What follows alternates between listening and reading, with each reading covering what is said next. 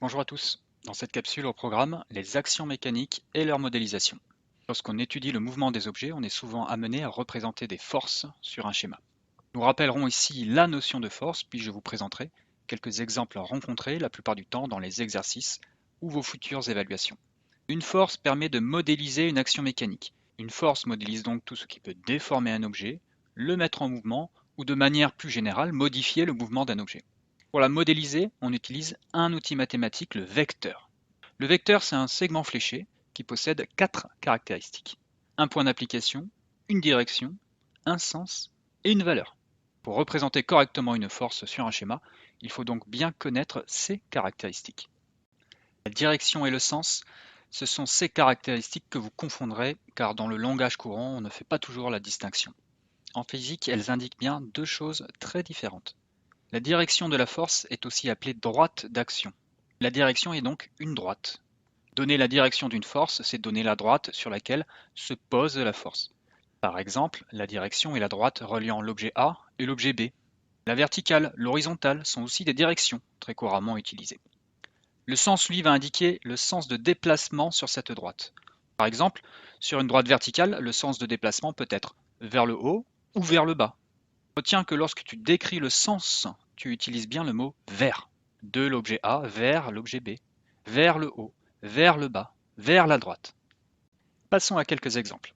Le premier, si on lâche une balle, elle va tomber sur le sol car elle est attirée par la Terre, avec une force suffisamment importante pour la mettre en mouvement. Cette force exercée par la Terre sur un objet proche de sa surface s'appelle le poids. La Terre exerce une action à distance répartie sur l'ensemble de la balle. Donc le point d'application est le centre de l'objet.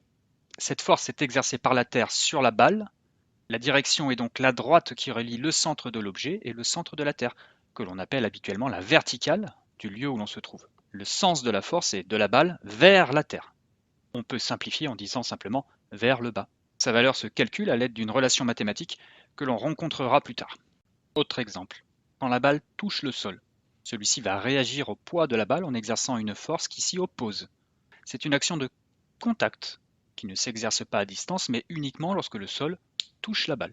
Le point d'application est donc le point de contact entre le sol et la balle, ou alors le centre de la surface de contact.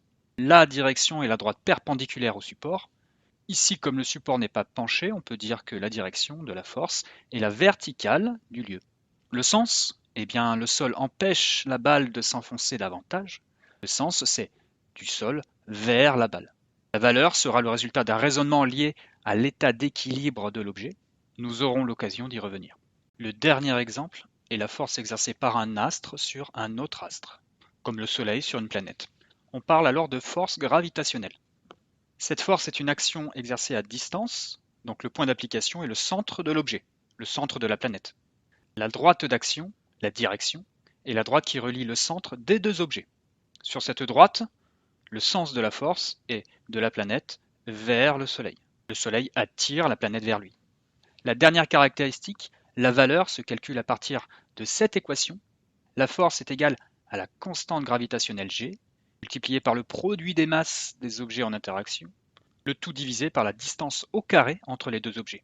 Là, pas de panique, on prendra bientôt une séance pour apprendre à utiliser cette formule. Voilà pour ces trois exemples. Comme d'habitude, n'hésitez pas si vous avez des questions ou des remarques, et à bientôt.